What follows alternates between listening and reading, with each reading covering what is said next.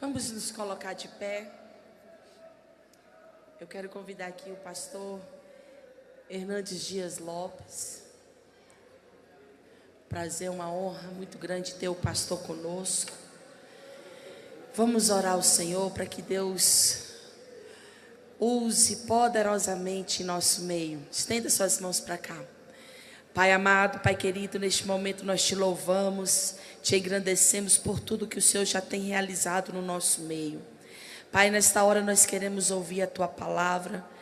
Sabemos que o Senhor já colocou no coração do Teu servo, Senhor, o nosso alimento. Estamos aqui, Senhor, preparados para ouvir a Tua voz. Fala conosco de uma maneira grandiosa, Senhor. Queremos sair daqui, Senhor, alimentados, alicerçados, edificados na Tua palavra, Senhor, porque a Tua palavra ela é vida, a Tua palavra ela é escudo, a Tua palavra nos renova, nos transforma. É a Tua palavra, Senhor, que vai que penetra, Senhor, até a divisão da alma, das juntas e medulas, e é apta para discernir as intenções do nosso coração. Continua, Senhor, conosco, usa poderosamente o pastor e abençoa-nos em nome de Jesus. Amém e amém. Queridos irmãos, podem assentar, por favor. É um privilégio poder partilhar com vocês nesta manhã a palavra de Deus, depois de já termos sido impactados pelo testemunho do Cleiton, pelas músicas que foram entoadas para o louvor e a glória de Deus. Quero convidar você para abrir comigo a sua Bíblia, por favor, o Evangelho de Cristo, conforme o registro de João capítulo 21. João capítulo 21. E nós leremos até o versículo 19.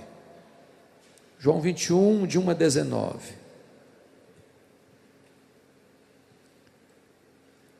Está escrito: depois disto, tornou Jesus a manifestar-se aos discípulos junto do mar de Tiberíades. E foi assim que ele se manifestou. Estavam juntos Simão Pedro, Tomé, chamado Dídimo, Natanael, que era de Caná da Galileia, os filhos de Zebedeu e mais 2 de seus discípulos. Disse-lhe Simão Pedro: vou pescar. Disseram-lhe os outros: também nós vamos contigo. Saíram e entraram no barco, e naquela noite nada apanharam. Mas ao clarear da madrugada estava Jesus na praia. Todavia os discípulos não reconheceram que era ele. Perguntou-lhes Jesus: filhos, tendes aí alguma coisa de comer? Responderam-lhe: não. Então lhes disse: lançai a rede à direita do barco e achareis. Assim fizeram e já não podiam puxar a rede, tão grande era a quantidade de peixes. Aquele discípulo a quem Jesus amava disse a Pedro: é o Senhor. Simão Pedro, ouvindo que era o Senhor, cingiu-se com sua veste, porque se havia despido, e lançou-se ao mar. Mas os outros discípulos vieram no barquinho, puxando a rede com os peixes, porque não estavam distantes da terra, senão quase 200 côvados, ou seja, aproximadamente 100 metros. Ao saltarem em terra, viram ali umas brasas, e em cima peixes, e havia também pão. Disse-lhe Jesus: trazei alguns dos peixes que acabastes de apanhar. Simão Pedro entrou no barco e arrastou a rede para a terra, cheia de 153 grandes peixes, e não obstante serem tantos, a rede não se rompeu. Disse-lhe Jesus: vinde, comei. Nenhum dos discípulos ousava perguntar-lhe: quem és tu? Pois sabiam que era o Senhor. Veio Jesus, tomou o pão e lhes deu, e de igual modo o peixe. E já era esta a terceira vez que Jesus se manifestava aos discípulos, depois de ressuscitado dentre os mortos.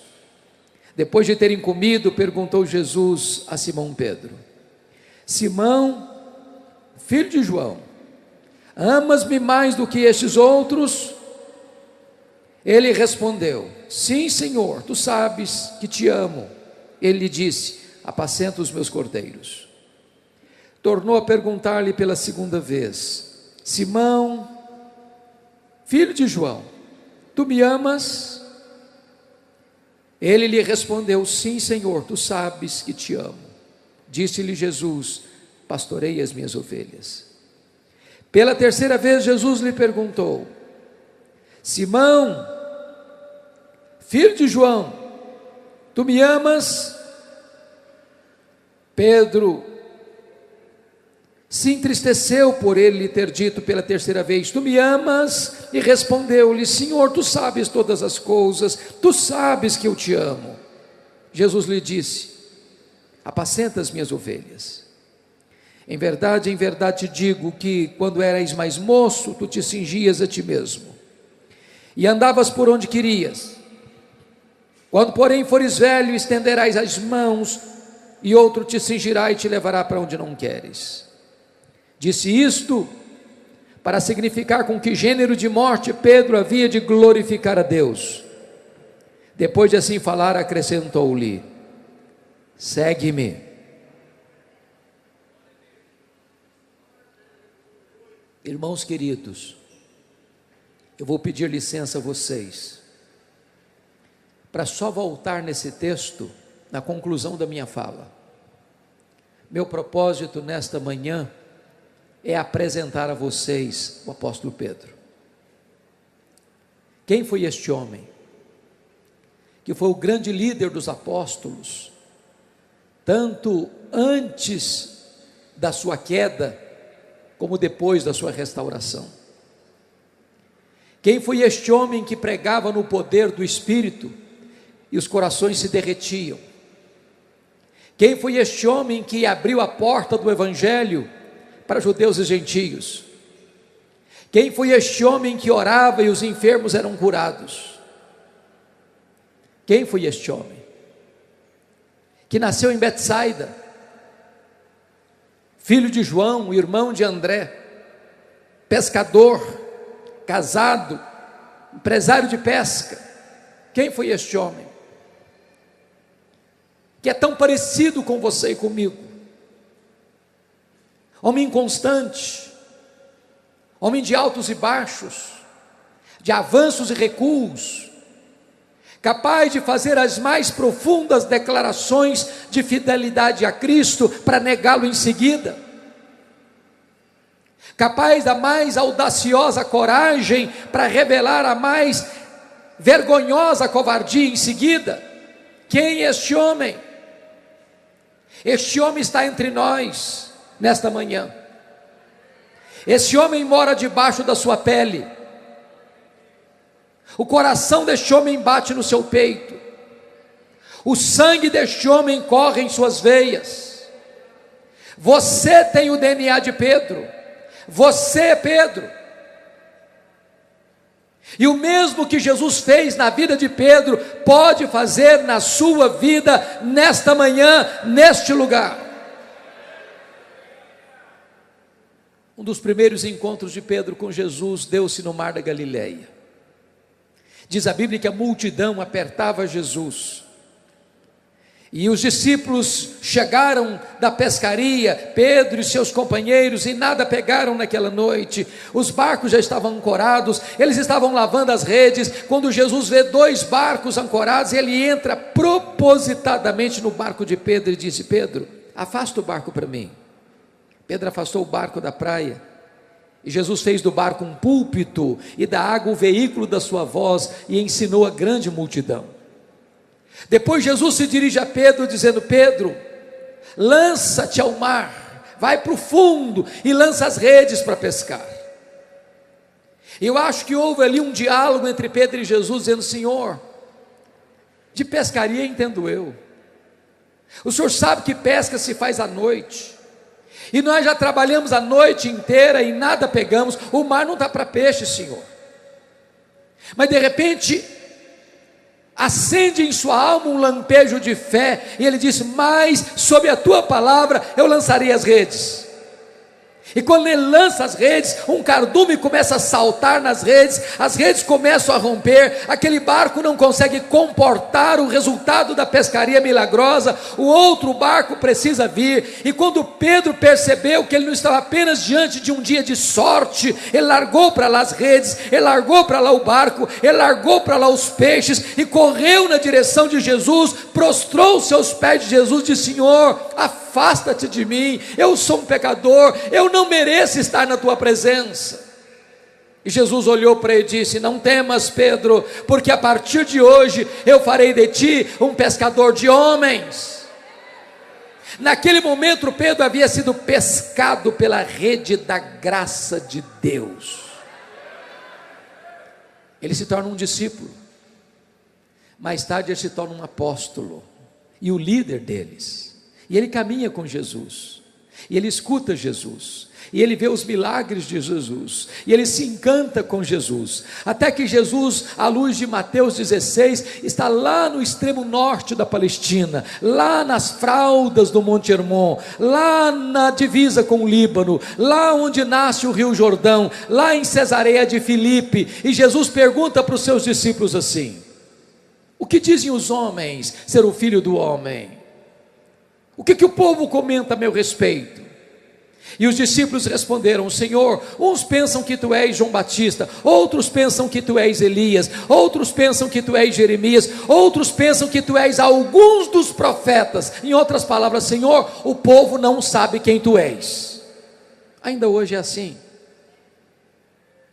Mas Jesus se volta para os 12 e pergunta: e vós, quem dizeis que eu sou? E Pedro, que não suportava que ninguém falasse na sua frente, se levanta e diz em nome dos apóstolos: tu és o Cristo, o Filho do Deus vivo.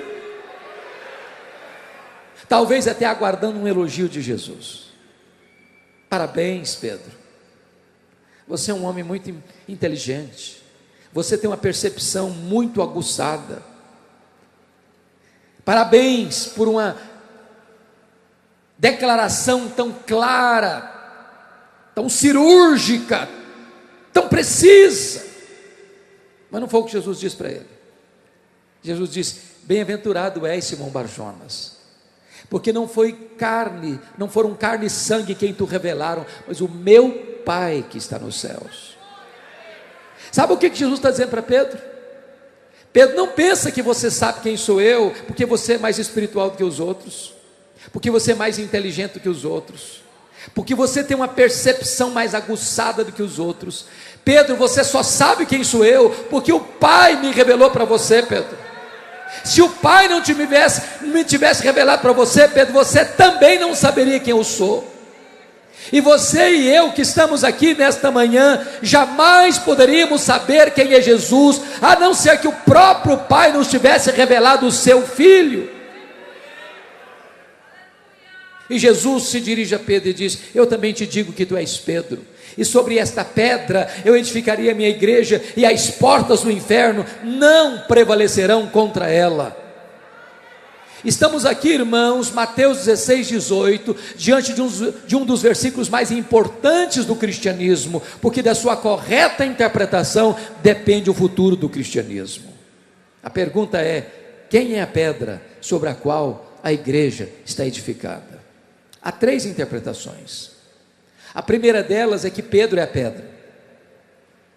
Há uma frase em latim muito conhecida no universo religioso que diz assim: ubi Petros, ibi ecclesia. Onde está Pedro? Aí está a igreja. A segunda interpretação é que a declaração de fé que Pedro declara: tu és o Cristo, o Filho do Deus vivo, é a pedra sobre a qual a igreja está edificada. Mas a terceira interpretação, penso eu que se não todos nós, a maioria de nós que está aqui, subscreve essa interpretação, é que o próprio Jesus é a pedra sobre a qual a igreja está edificada. E o texto nos leva a essa interpretação. Se não, vejamos. Na língua grega, onde esse texto foi escrito, há uma espécie de trocadilho que não aparece no português. Jesus diz assim: Eu também te digo que tu és Pedro, no grego é Petros, fragmento de pedra. Mas sobre esta pedra, no grego Petra, rocha, eu edificarei a minha igreja. Então Jesus está dizendo o seguinte: eu também te digo que tu és Petros, fragmento de pedra, mas sobre esta pedra, sobre esta rocha que sou eu edificarei a minha igreja. Mas isso fica claro também pelo pronome demonstrativo.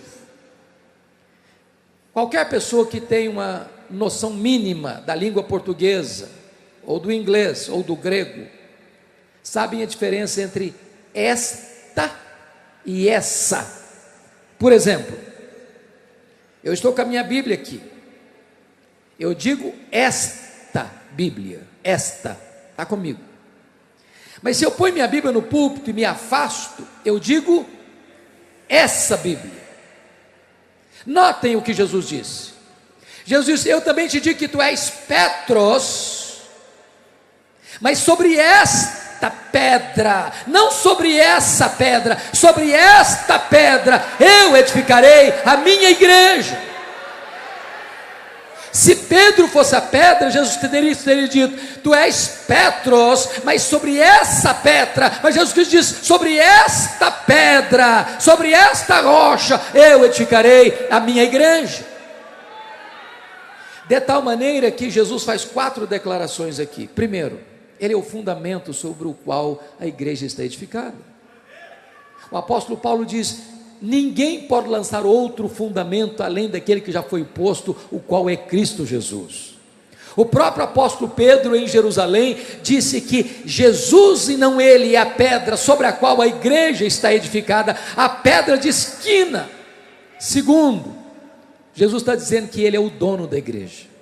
Eu edificarei a minha igreja. A igreja não é sua, a igreja não é minha, a igreja não é nossa, a igreja é de Jesus. Ele nunca passou para nós uma procuração dizendo: agora a igreja é sua, faça dela o que você quiser. A igreja é dele e ele a comprou com o seu próprio sangue. Terceiro, ele não é apenas o fundamento e o dono da igreja, ele é o edificador da igreja. Ele diz: eu edificarei a minha igreja. Você e eu cooperamos com ele, mas quem faz a obra é ele. Quarto lugar, ele é o fundamento, ele é o dono, ele é o edificador, mas em quarto lugar, ele é o protetor da igreja, e as portas do inferno não prevalecerão contra ela. Louvado seja Deus! Já que os discípulos entenderam quem ele era, Mateus 16 diz que a partir daí Jesus começa a falar para eles algo que não tinha falado até então, mostrando para eles qual era o propósito da sua vinda ao mundo. Aí Jesus diz: olha, quero que vocês entendam uma coisa: o Filho do Homem vai ser entregue nas mãos dos anciãos, dos escribas, dos principais sacerdotes, e sofrer na mão deles muitas coisas. É necessário que o Filho do Homem seja morto para ressuscitar ao terceiro dia. E diz a Escritura que imediatamente depois de falar isso, o Pedro, que acabara de declarar que Jesus era o Cristo, o Filho do Deus vivo, chama Jesus à parte e começa a repreender a Jesus, dizendo: Senhor, tem compaixão de ti mesmo, pensa melhor, pensa positivo, larga a mão dessas ideias doentias, foge desse caminho de cruz, Jesus. E diz a Bíblia que Jesus olha para ele e diz: arreda, Satanás, és para mim uma pedra de tropeço, não cogita das coisas de Deus, apenas das coisas dos homens. Preste atenção nisso. Se Pedro fosse a pedra sobre a qual a igreja está edificada, a igreja estaria edificada sobre a areia movediça. Nós temos que entender aqui, entretanto, o que Jesus não disse. Primeiro, ele não disse que Pedro é Satanás, não disse isso. Segundo, Jesus não disse que Pedro está endemoniado, está possesso. Jesus não disse isso. Terceiro, Jesus não mandou Pedro arredar. Quarto, Jesus disse: arreda Satanás. Satanás, que estava tentando induzir Pedro e instrumentalizar Pedro para afastar Jesus da cruz, tem que arredar. Pedro fica, Pedro é discípulo, Pedro é apóstolo, Pedro é amado. Em Pedro, Jesus vai continuar trabalhando. Se não entendermos isso, sabe o que a gente vai fazer? Arreda Pedro, e o Satanás fica. Não, quem tem que ficar é Pedro, quem tem que arredar é Satanás. Diz a Bíblia que 6 dias depois, Jesus sobe um alto monte para orar, e leva consigo Pedro, Tiago e João.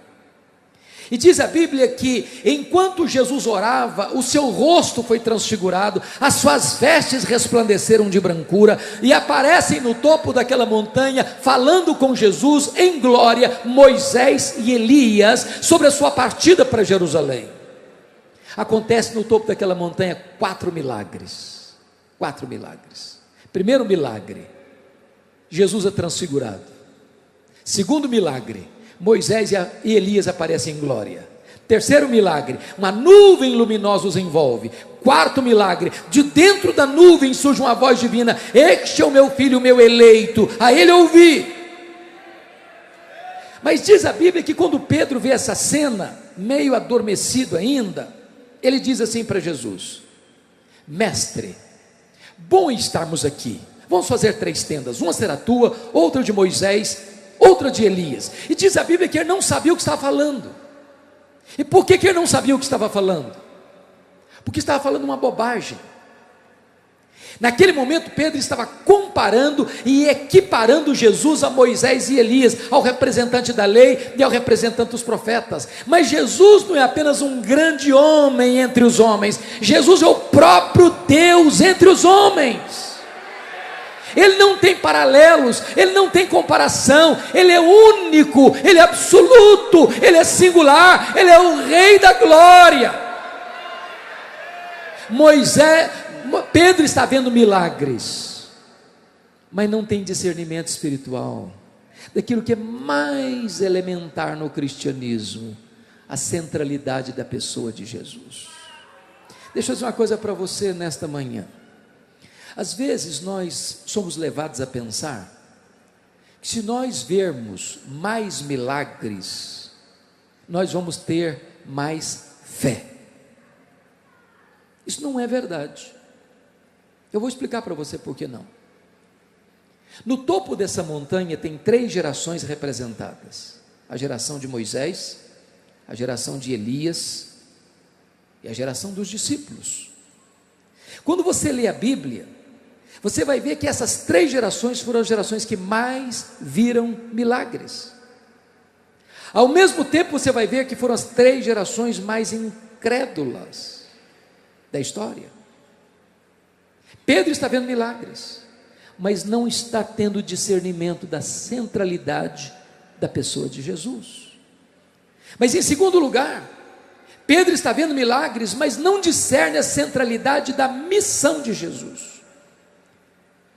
Quando você olha Lucas 9:31, eu pergunto a vocês, qual foi a pauta da reunião de Jesus com Moisés e Elias? Está escrito aí na sua Bíblia, que eles conversaram sobre a partida de Jesus para Jerusalém.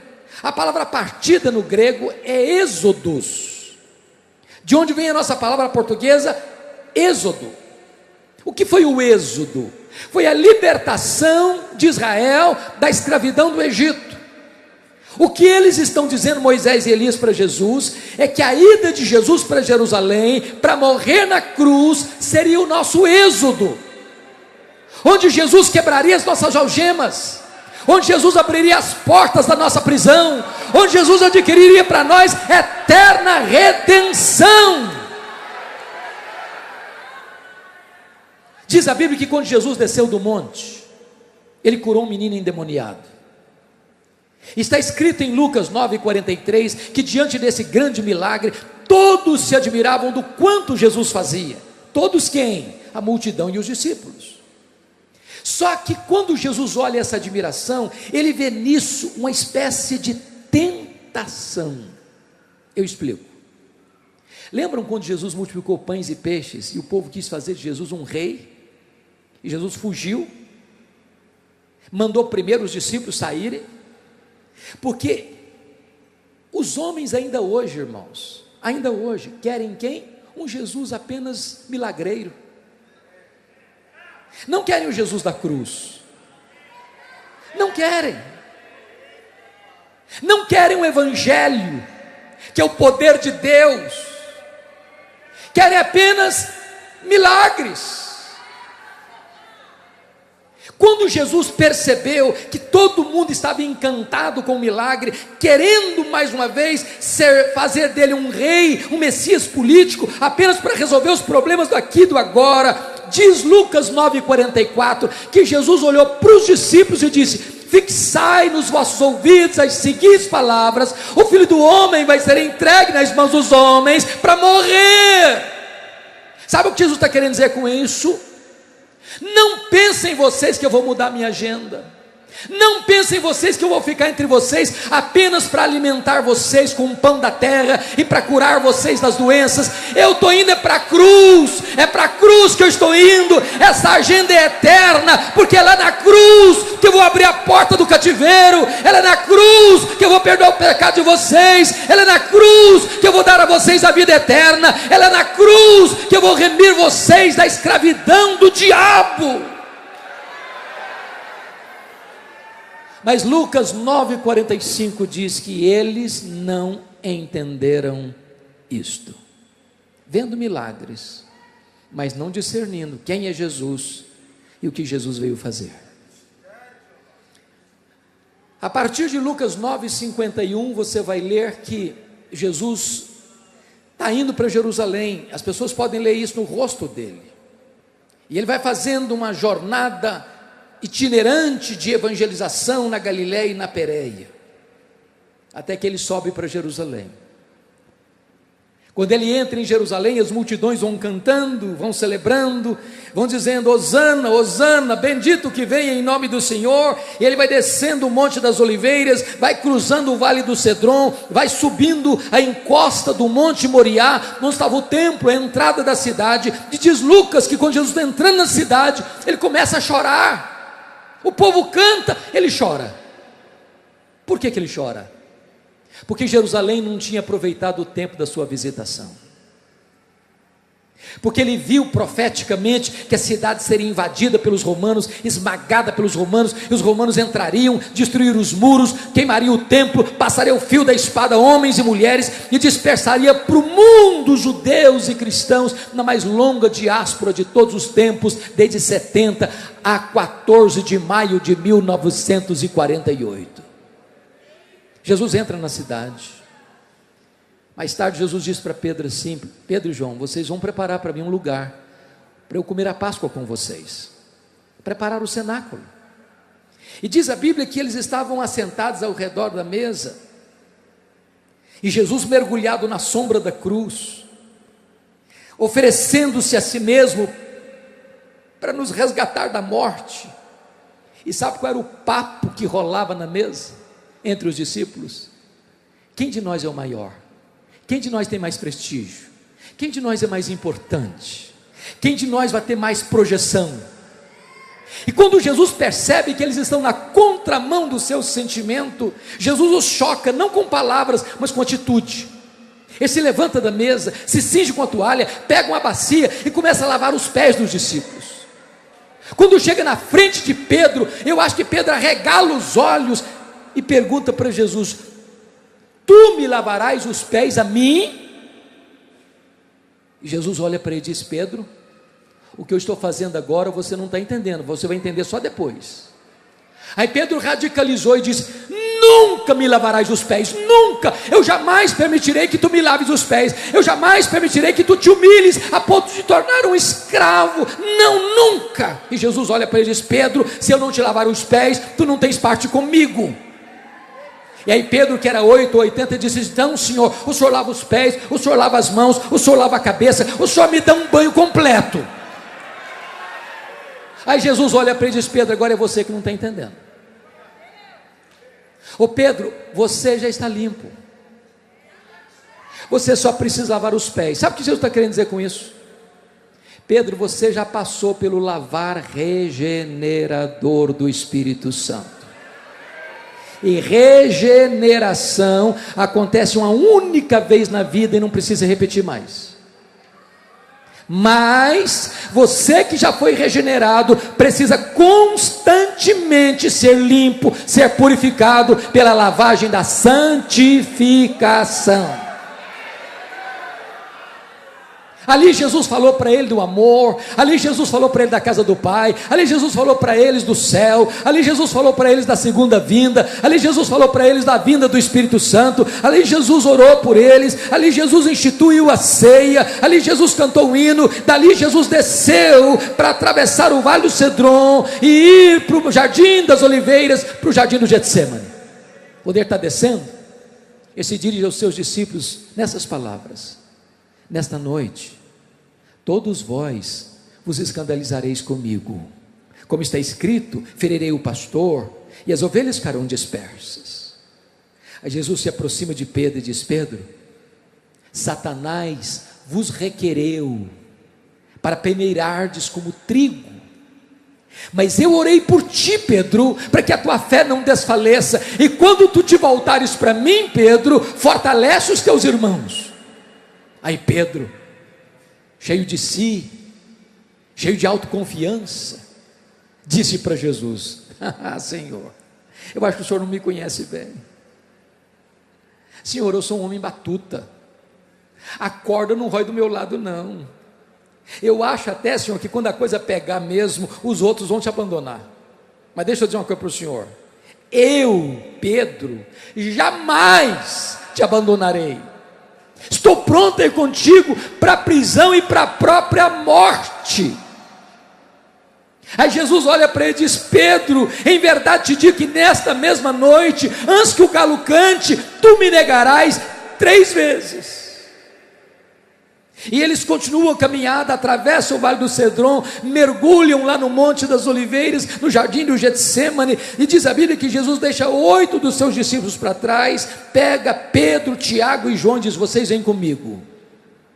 Quando ele ficou só com os 3, ele abriu o coração para eles e disse: a minha alma está profundamente triste até a morte, ficai comigo, vigiai comigo. E diz a Escritura que Jesus avançou para o interior do jardim sozinho. O Rei da Glória, o Criador do Universo, o Filho de Deus, prostrou com o rosto no chão. E diz Hebreus 5,7 que ele ofereceu aquele que podia livrá-lo forte clamor e lágrimas, e ele ora, e ele chora, e ele ora, e ele chora, e ele ora, e ele chora, e diz: Pai, se possível, passe de mim este cálice, se não, seja feita a tua vontade. A grande pergunta é: que cálice era esse? Que cálice era esse?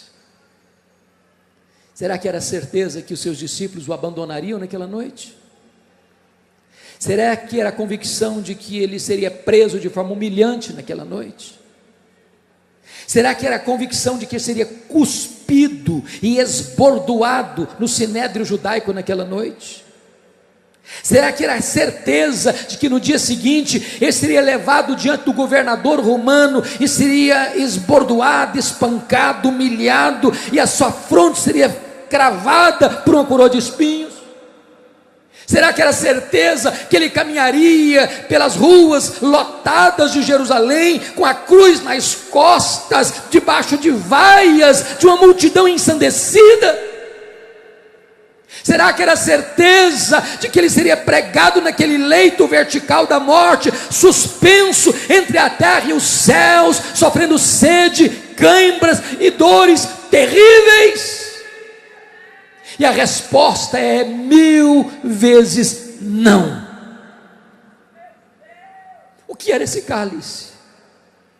Esse cálice era a santa ira de Deus, que deveria cair sobre a sua cabeça, sobre a minha cabeça. Essa ira era a consciência de que ele, sendo amado do Pai, gritaria da cruz: Deus meu, por que me desamparaste? Quando a Bíblia diz que agradou ao Pai moê-lo, que ele foi traspassado pelos nossos pecados, que ele foi traspassado pelas nossas iniquidades, que ele carrega no seu corpo sobre o madeiro os nossos pecados, ele sendo bendito foi feito maldição por nós, ele sendo santo, santo, santo foi feito pecado por nós, ele bebeu cada gota desse cálice. Quando ele se volta para os seus discípulos, eles estão dormindo, e Jesus não acorda os três, não acorda Pedro, diz: Pedro, nenhuma hora pudeste vigiar comigo? Vigiai e orai para que não entreis em tentação. O espírito está pronto, mas a carne é fraca. Aí diz a Bíblia que Jesus volta a segunda vez e prostra com o rosto no chão, e ora e chora, e ora e chora, e ora e chora, e repete as mesmas palavras. Diz Lucas que vem um anjo do céu e o consola. Ele volta para os discípulos, eles já estão dormindo. Diz Lucas que agora Jesus volta a terceira vez, e mesmo depois do consolo, a angústia é maior. Agora ele começa a suar sangue, agora ele molha o chão com as suas lágrimas e com o seu sangue. Eu chamo a sua atenção para isso, por favor, porque a grande batalha é travada no Getsemane. Você não vê Jesus mais depois do Getsemane angustiado. Não, a angústia está aqui. O inferno rodeou Jesus, o inferno jogou em cima dele todo o bafo do diabo, e ele lutou uma batalha de sangrento suor para salvar a sua alma, para salvar a minha alma, para nos dar vida eterna. Depois de vencer essa batalha, Jesus se levanta robusto como um rei, caminha para a coroação. Ele enfrenta a prisão, altivo, ele vai para a casa do sumo sacerdote e esbordoado, não tem mais tristeza. Ele é levado ao governador romano, ele é espancado e não tem mais tristeza. Ele caminha para a cruz e as mulheres choram, e ele diz: por que vocês estão chorando por mim? Chore por vós e por vossos filhos. Ele é pregado naquela cruz e faz da cruz um púlpito para pregar para o mundo.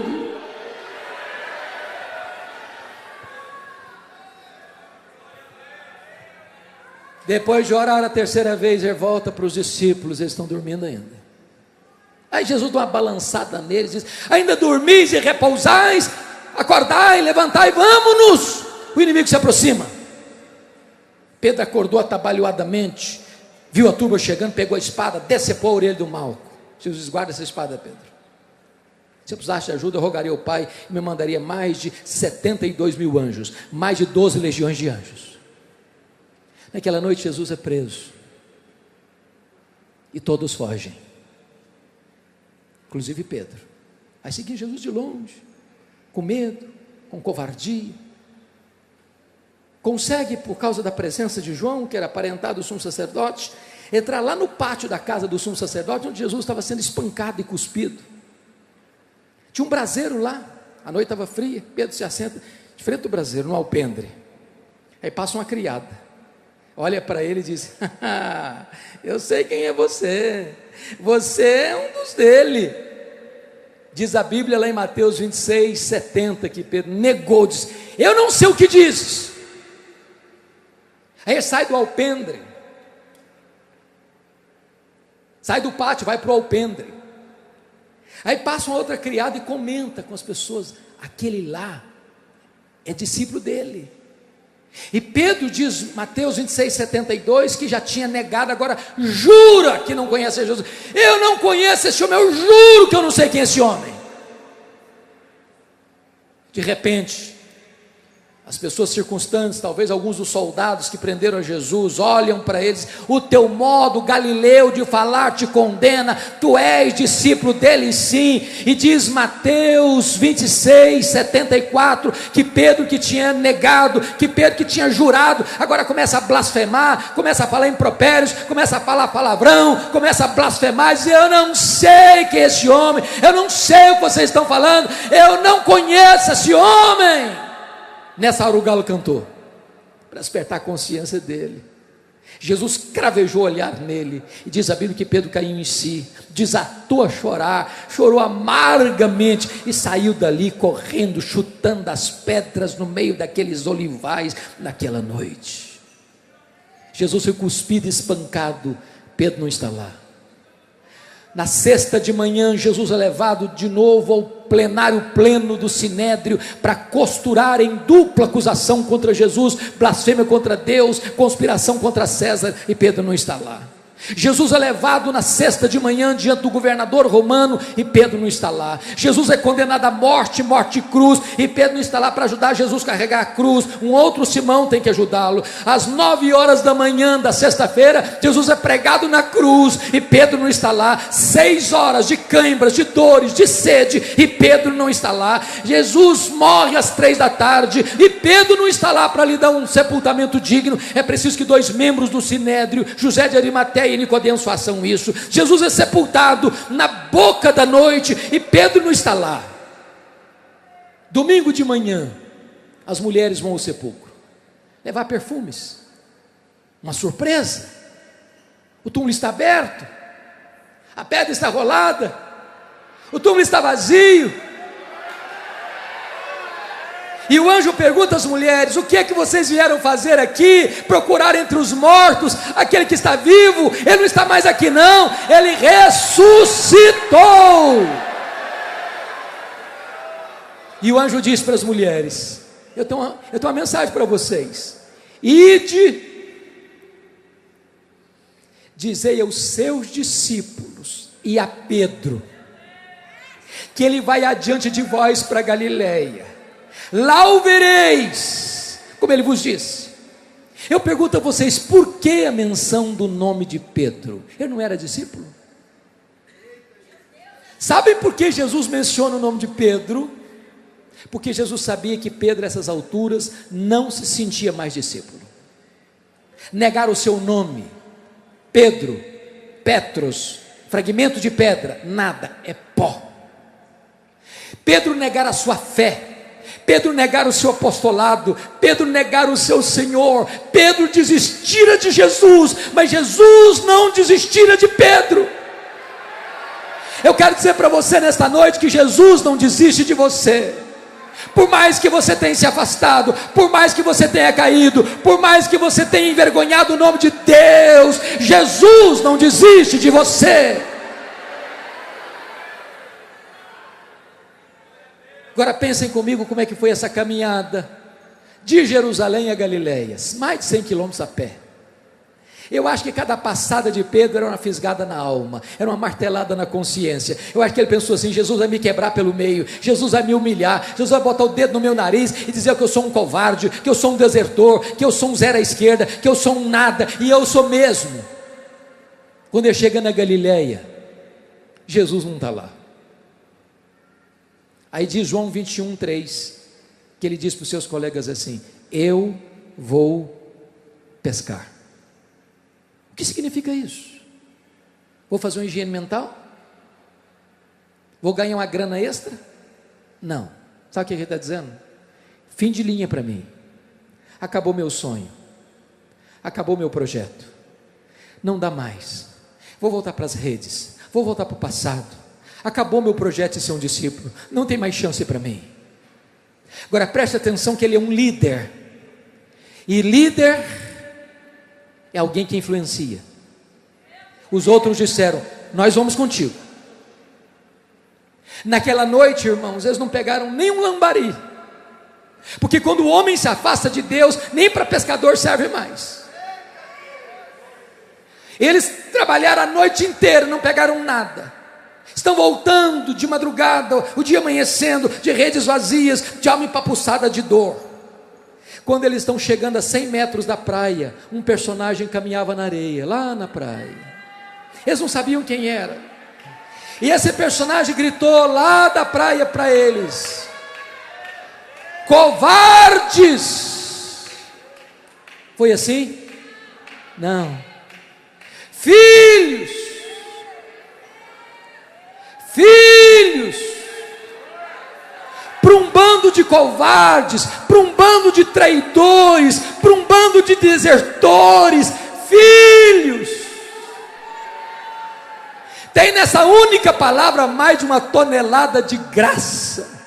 Filhos.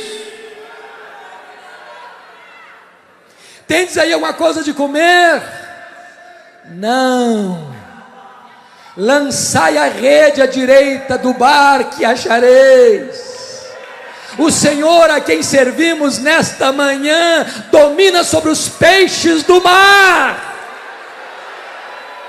Quando lançaram as redes, 153 grandes peixes começaram a pular nas redes, e João disse: é o Senhor, Pedro, é o Senhor, Pedro. E Pedro mais uma vez larga para lá o barco, larga para lá as redes, larga para lá os peixes, nada 100 metros, coração acelerado, e ele pensou: é agora, Jesus vai me quebrar, Jesus vai me humilhar, Jesus vai botar o dedo no meu nariz, vai dizer que eu sou um traidor, que eu sou um desertor. Quando ele chega na praia, uma surpresa,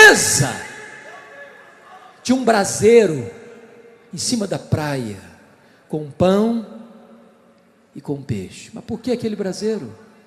Só tem 2 lugares no Novo Testamento onde aparece a palavra braseiro: onde Pedro negou Jesus e onde Pedro foi restaurado por Jesus. Sabe o que está acontecendo aqui?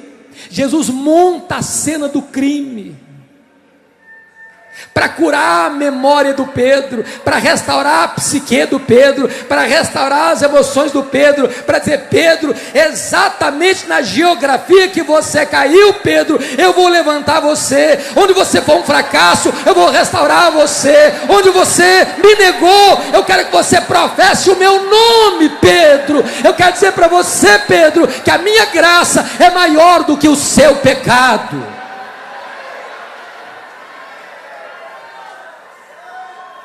Diz a Bíblia,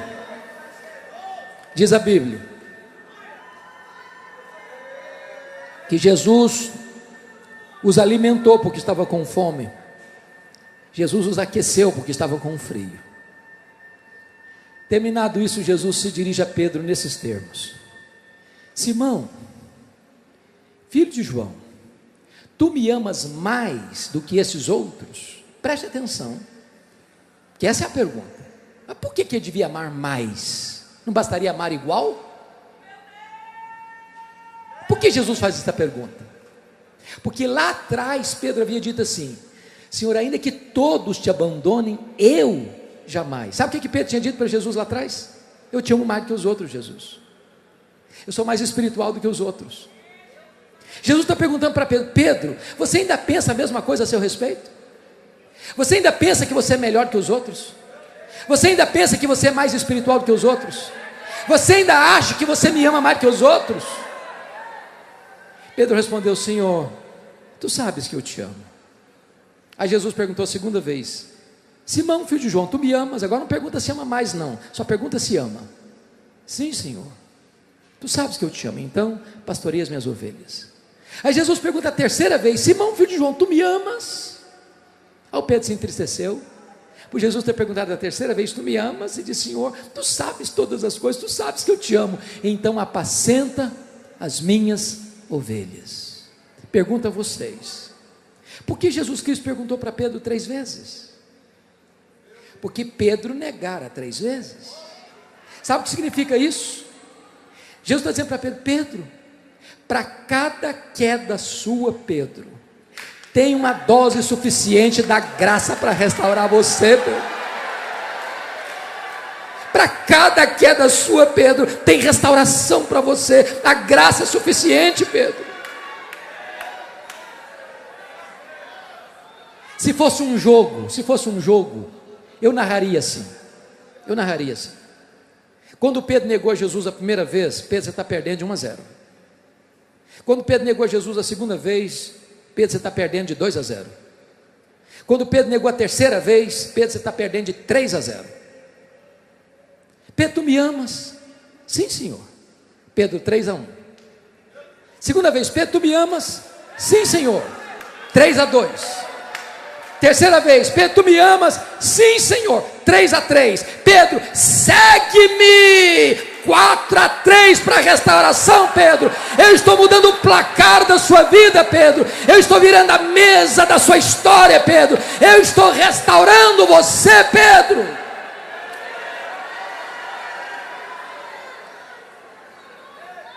Agora preste atenção, irmãos. Na língua grega que foi escrito esse texto, há uma riqueza que nós não conseguimos alcançar na língua portuguesa. E eu explico. Vocês sabem que haviam 4 palavras distintas no grego para amor. 2 delas são citadas nesse texto.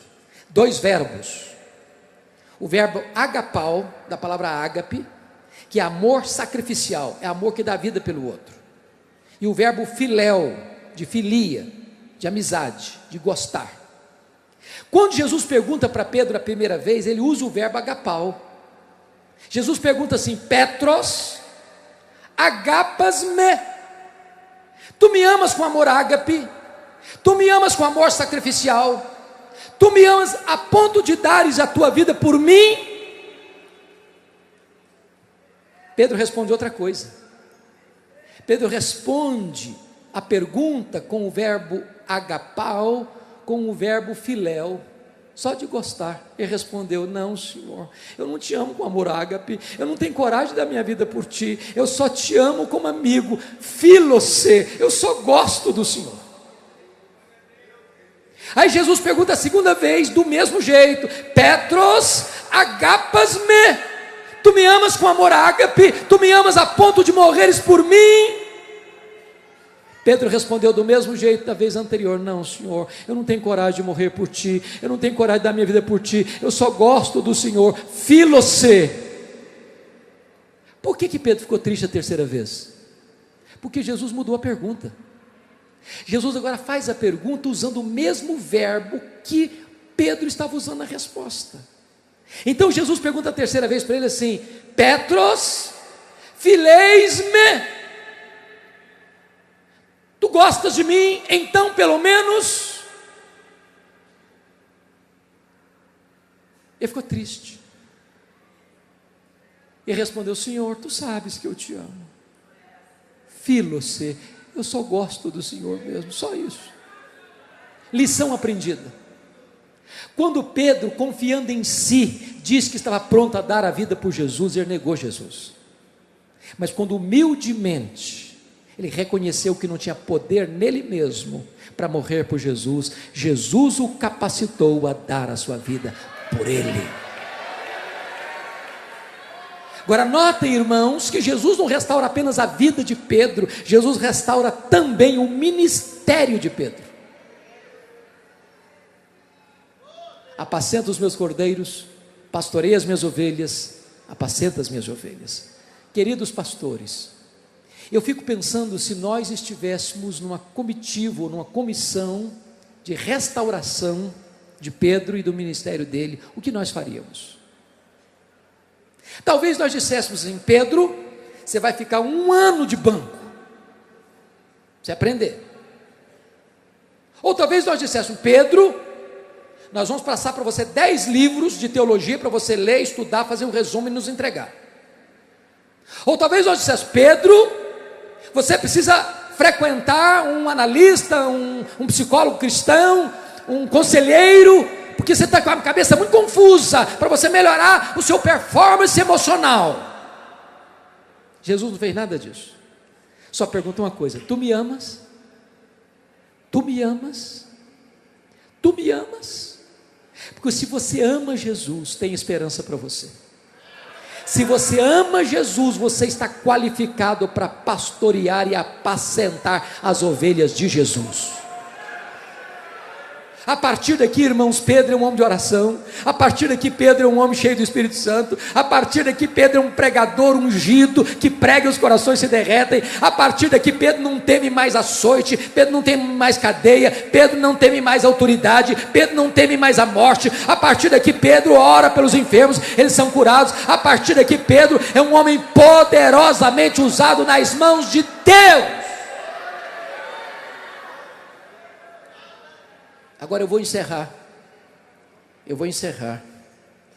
convidando você para examinar comigo o verso 18, Aí Jesus diz assim para ele: em verdade te digo que quando eras mais moço, tu te cingias a ti mesmo e andavas por onde querias. Quando, porém, fores velho, estenderás as mãos e outro te cingirá e te levará para onde não queres. O que Jesus quis dizer com isso? Ele explica no verso 19: disse isto para significar com que gênero de morte Pedro havia de glorificar a Deus. Todos vocês sabem, irmãos, o que aconteceu no dia 17 de julho do ano 64 da era cristã. A cidade de Roma foi incendiada. 70% da cidade foi destruída. Dos 14 bairros de Roma, 10 deles foram devastados pelas chamas. Os historiadores dizem que foi o próprio imperador Nero que botou fogo em Roma. Só que os 4 bairros restantes, densamente povoados por judeus e cristãos, dão a Nero um álibi para botar a culpa do incêndio de Roma nos crentes. Começa uma matança generalizada, uma chacina. Os crentes eram crucificados, faltou madeira para fazer cruz. Os crentes eram amarrados nos postes e queimados vivos para iluminar as noites de Roma. E nessa perseguição, Pedro e Paulo foram apanhados. Paulo era cidadão romano. Se fosse hoje, diríamos que ele tinha direito a cela especial. Foi condenado à morte, mas uma prisão rápida, foi degolado. Não tem sofrimento. A espada passou, acabou o sofrimento. Mas Pedro era um cidadão comum, e a pena capital para os romanos, para o cidadão comum, era a morte de cruz. Até que chegou o dia, já velho, Pedro é levado para o patíbulo, para ser executado, para ser crucificado. Aqui a Bíblia cessa a informação, mas a história nos ajuda. Dizem os historiadores que quando foram crucificar Pedro, ele disse para os seus executores: eu não sou digno de morrer como meu Senhor morreu, crucifiquem-me, mas crucifiquem-me de cabeça para baixo. E com esse gênero de morte, ele glorificou a Deus. Agora eu chamo a atenção dos meus irmãos nesta manhã, já começo de tarde, que foi depois de explicar para Pedro que ele morreria crucificado na sua velhice, é que Jesus disse para ele: segue-me, segue-me. Não é segue-me para a riqueza, não é segue-me para o sucesso, não é segue-me para os aplausos do mundo, segue-me para a morte, segue-me para o sacrifício, segue-me para o martírio, segue-me para a cruz. É preciso que você e eu entendamos isso ainda hoje, é que a cruz precede a coroa, e o sofrimento precede a glória, porque a nossa leve e momentânea tribulação vai produzir para nós eterno peso de glória, acima de toda comparação. Para ser discípulo, tem que negar a si mesmo, tem que tomar a sua cruz, e tem que seguir o crucificado. Mas eu encerro com as palavras do próprio Pedro. Se você puder abrir sua Bíblia aí comigo, por gentileza. É importante entender o que ele sentiu na hora de morrer. Está lá na segunda carta dele, segunda carta de Pedro, capítulo 1, versos 14 e 15. E eu encerro aqui. Pedro está na antessala do seu martírio. E ele diz assim: certo, versículo 14, certo de que estou prestes a deixar o meu tabernáculo, ou seja, estou prestes a deixar o meu corpo, estou prestes a morrer.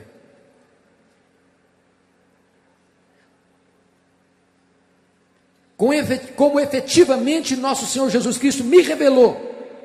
É o que nós acabamos de ler em João 21, 18 e 19. Mas de minha parte, preste atenção, esse homem está morrendo, está velho, está indo para a cruz. Mas de minha parte, eu não vou pedir autocomiseração, piedade para mim. Não vou levantar uma bandeira contra o governo que vai me matar. Mas de minha parte, esforçar-me-ei. Está velho, mas ele ainda se esforça. De que maneira?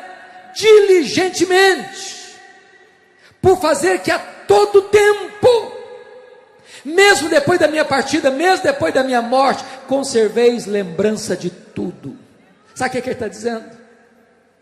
O importante não é o evangelista, o importante é o evangelho.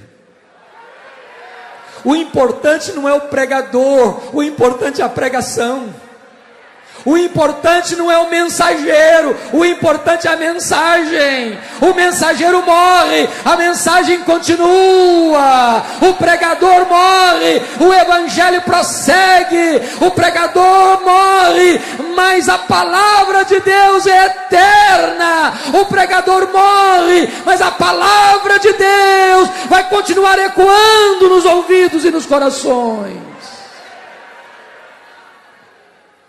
Oh, irmãos, que Deus nos ajude a não nos envergonharmos do Evangelho, porque o Evangelho é o poder de Deus para a salvação de todo aquele que crê. É hora de você e eu abraçarmos este Evangelho robusto, viril, maiúsculo, e vivermos de modo digno daquele que morreu por nós e ressuscitou para termos vida eterna. Eu quero orar com você, eu quero orar por você. Hoje Deus está aqui para restaurar a sua vida, Deus restaurar seu ministério. Nós temos muito espaço aqui na frente. Se você tiver liberdade de sair da sua cadeira e vir aqui à frente, nós vamos orar juntos, em nome do Senhor Jesus.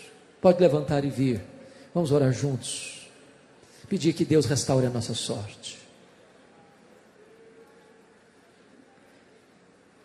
Pode vir. Deus está neste lugar.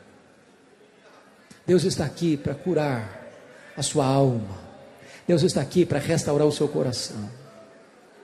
Deus está aqui para dizer para você que já foi tão usado nas mãos de Deus e já ensarelhou as armas, já acha que não tem mais jeito. Deus está aqui hoje para restaurar o seu ministério. Deus está aqui hoje para levantar você, encher você do seu poder e usar poderosamente a sua vida.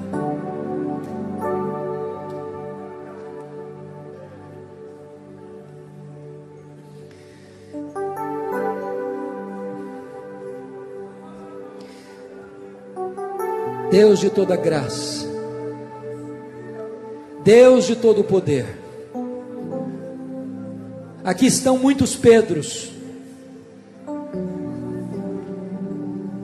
precisando de uma visitação tua, Senhor.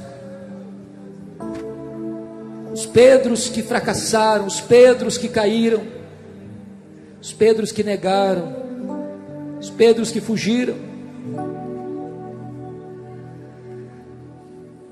os Pedros que não tiveram coragem de cumprir os votos. Nós somos Pedros, Senhor. Quantas vezes nós entristecemos o teu coração? Quantas vezes nós pecamos contra ti? Restaura nossa alma nesta tarde, Senhor. Visita o teu povo, Senhor. Levanta-nos. Perdoa-nos, dá-nos uma nova chance, Senhor. Tu és o Deus da segunda oportunidade, dá-nos uma outra chance, Senhor. Cura nossa infidelidade, reacende em nosso coração o amor por Jesus, e restaura a nossa vida, e restaura o nosso ministério, e enche-nos do poder do Espírito Santo, e usa-nos na tua obra, e se preciso for, Senhor, capacita-nos a morrer por ti. Eis-nos aqui, Senhor. Eis o teu povo, eis as tuas ovelhas, eis a tua igreja, eis a tua noiva, eis a menina dos teus olhos. Visita a tua vinha, Senhor, e restaura-nos. para a glória do teu nome, em nome de Jesus. Aleluia. Aleluia. Dê um abraço gostoso em quem está perto de você.